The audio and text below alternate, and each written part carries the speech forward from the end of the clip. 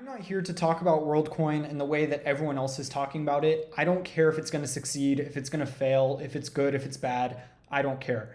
I'm here to tell you what you should be taking away from WorldCoin so that you can have some actual actionable insight.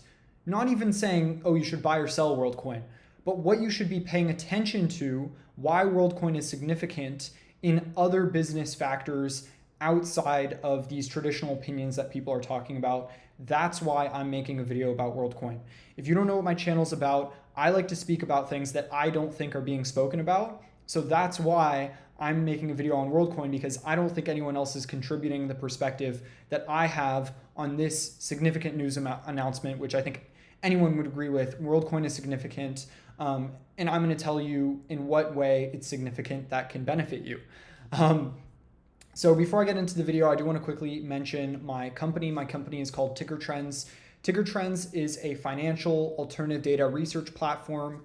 We aggregate data from a variety of sources across the internet, including multiple forms of social media websites, Google, web traffic data, all forms of different types of data to essentially get an idea of what's trending in the world. So even outside of the US, what are people buying? Why are they buying it? What are businesses buying? What are general trends? And we then put that into a financial market perspective. So whether you're trading stocks or cryptocurrency or commodities or currencies, then you have better data and insights than everyone else in the market, essentially, if you're working with Ticker Trends. So if you're interested in Ticker Trends, make sure to follow us on Twitter at Ticker Plus. We're launching a hedge fund soon, which I'm really, really excited for. I've been putting a lot of work into this. And really what's happening at Ticker Trends is exciting me so much. We've been able to expand the team, but that's not the purpose of this video. I want to talk about WorldCoin. So I'm assuming going into this video that you already know what WorldCoin is. It's this thing where people are scanning their irises into this system that's using ZK proofs, which is a really interesting technology. I actually recommend that if you don't already know what ZK proofs are, then you should kind of go down that rabbit hole and learn about how ZK proofs are able to take a piece of information and allow others to verify that piece of information when they don't actually know what the piece of information is. This is used in WorldCoin in order to essentially allow people to verify that they are human without the end person who's verifying that identity even knowing who the person is or what data they're using to verify that that person is a human, if that makes any sense. So I recommend you do research into ZK proofs because it's used a lot across many different technologies, and it's something that's fairly significant and interesting to learn about. But what WorldCoin does is they then take this idea of a provable identity and they put that into allowing others to interface with it. So for a platform like Twitter, where they have this issue of having too many bots using their platform, they then in the future might want to use some sort of WorldCoin verification system to say that if you want an extra verified account, like similar to how they have the blue check marks now, maybe they'd add like a green check mark. And the green check mark means that that person was verified with WorldCoin and they are actually a real human being that is a provable human being, even outside of like an ID verification system, like taking a picture of your ID and then submitting it.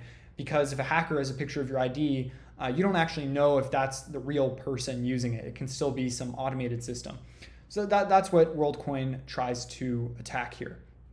Now, WorldCoin recently launched their token, and this most likely comes after the Ripple court ruling, which I tweeted about on the Ticker Trends account at Ticker Plus, as I mentioned earlier in the video.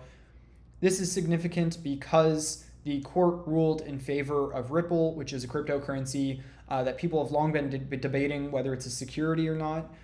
Actually, I would say that a lot of people in the crypto space were leaning towards that it was a security and that it wasn't a commodity, but this court in the US ruled in favor of Ripple, which was a massive win for cryptocurrency.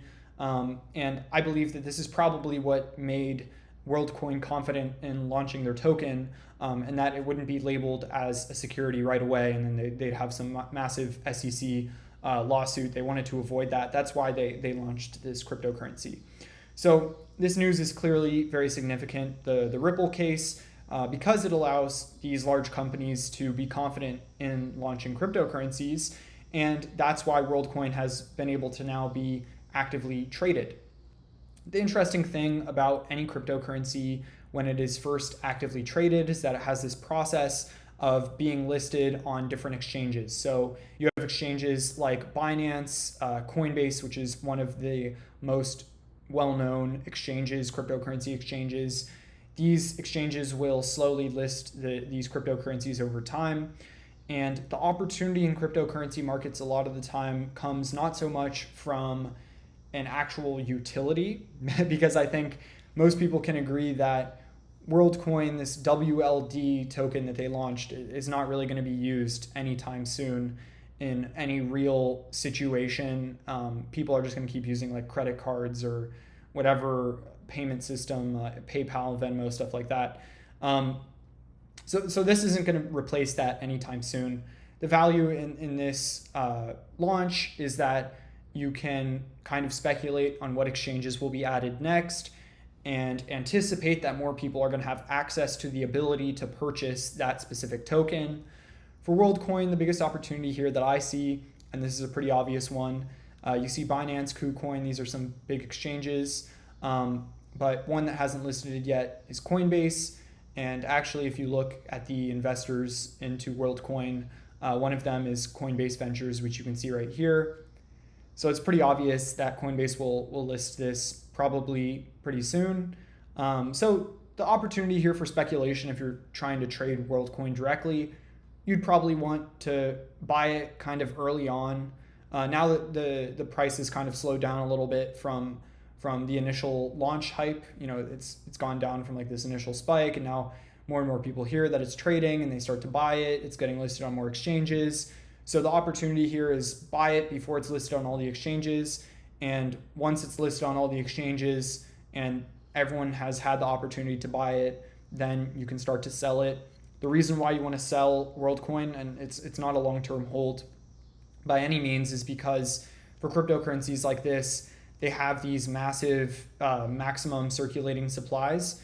Pretty much every project does this, where they only release like 0.2% of the circulating supply on the first day, and then over time the token has massive inflation. So there's no purpose in holding this token long term. This is purely a short-term speculative play of just buying it before it gets listed on all the exchanges and then selling it on the people that will eventually hold this long term and basically get screwed when these new tokens go into circulation and the price virtually collapses just because of how many new tokens will be being released to the public. It's essentially like very, very max hyperinflation as you could get.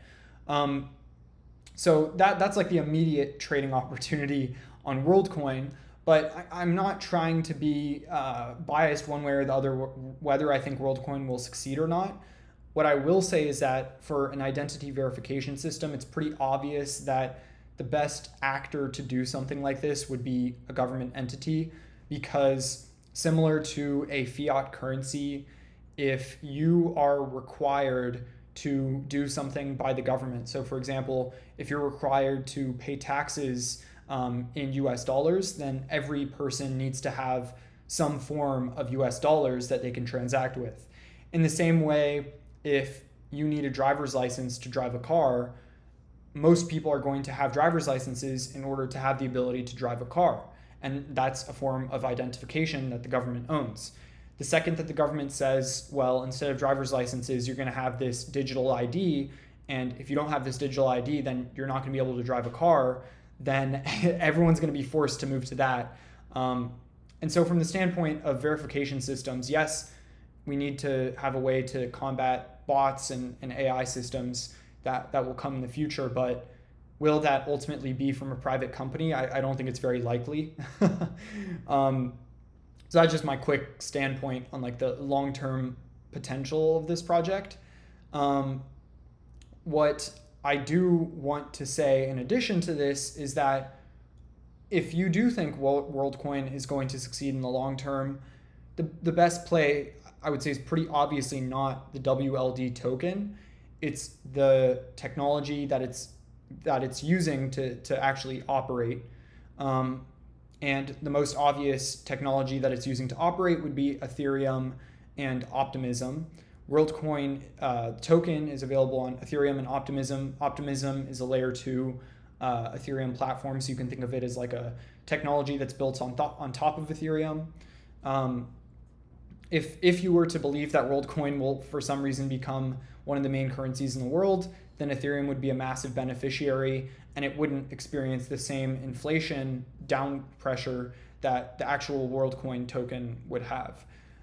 So I think this is pretty clearly a massive win for Ethereum, because it was able to essentially convince one of the most influential billionaires, Sam Altman, to launch a massive project that they're working on Ethereum. So it's huge for that. The other opportunity that I see from this WorldCoin launch, outside of purchasing Ethereum or Optimism, although I would say even Ethereum is a better play than Optimism, but the other opportunity is the funds that these projects have. A lot of cryptocurrency projects, when they build something like this, they all of a sudden have this massive need for technologies to be built on top of their platform. So things like Solana or competing Ethereum players, they need really smart developers and people to build on their blockchain or their technology so that there's an actual use case for what they're doing. Just the WorldCoin token on its own doesn't really have any use. They need people to say, well, this is the use that it has. Just like how an iPhone wouldn't be useful if you didn't have the millions and millions of apps on it. So what's going to happen, and this happens with every cryptocurrency project, is they have these massive like treasuries that they need to spend on smart people and developers to build things on their platform. So if you're a developer, someone who's trying to start a business, or you want to kind of just have a side project to work on, it's always very beneficial to work on building something that you think would bring value to a platform like WorldCoin and tap into that treasury money that they have of potentially hundreds of millions of dollars that they don't know what to spend on, or they need to spend it on smart developers and engineers who can build things on their platform.